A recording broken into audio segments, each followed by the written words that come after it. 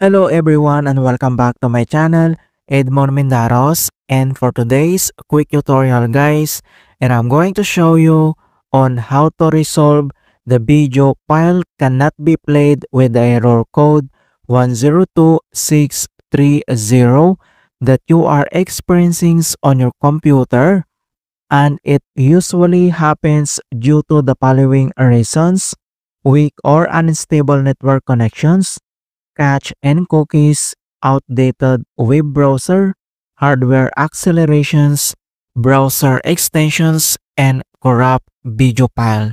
Kung paano ba natin ito i-fix, and without further ado, and let's go ahead.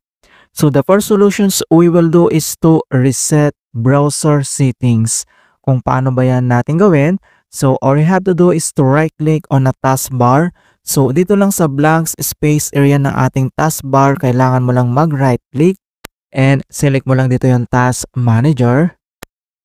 So once na-open mo na tong task manager, so ang next step dito lang sa processes tab ay kailangan mo lang i-select dito yung Google Chrome browser. Alright, so select and right click ka lang, and next step ay kailangan mo lang i-click dito yung end task. Alright, so click mo lang tong end task and then wait natin.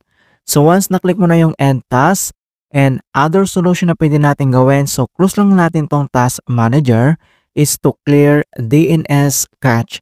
Kung paano ba yan natin gawin? So all you have to do is to open up again on the search menu. And dito sa search for apps, so kailangan mo lang i-type dito yung Windows PowerShell.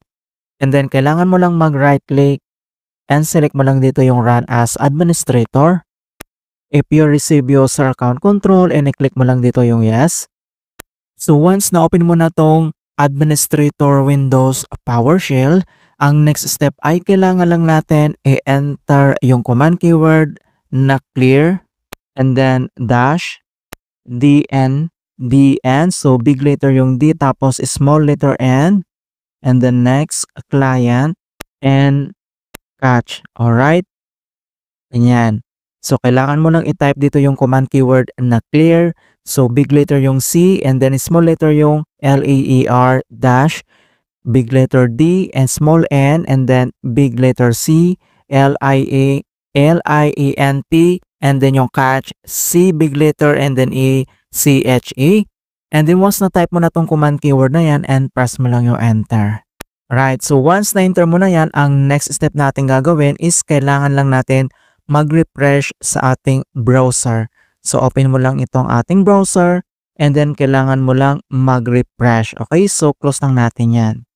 Alright, so in other solution na pwede natin gawin, so to clear out temporary browser files. Kung paano ba yan natin gawin? So all you have to do is to open up on the Chrome browser. So click mo lang yan. And then next step, so dito lang sa upper right side ay makikita mo dito yung tatlong dot. So i-click mo lang yan. And next step ay scroll down and then select mo lang dito yung settings. And dito sa left side menu, and then kailangan mo lang i-select dito yung privacy and security. So click mo lang yan. And then dito sa privacy and security, and then kailangan mo lang i-click dito yung delete browsing data. So click mo lang yan. And next dito sa delete browsing data, so may dalawang option dito like basic and then yung advanced. So i-select mo lang dito yung advanced. And next step, dito lang sa kanyang time range ay kailangan mo lang i-select dito yung all the time. And then dito sa browsing history, so dapat naka-check yan. Download history, naka-check yan.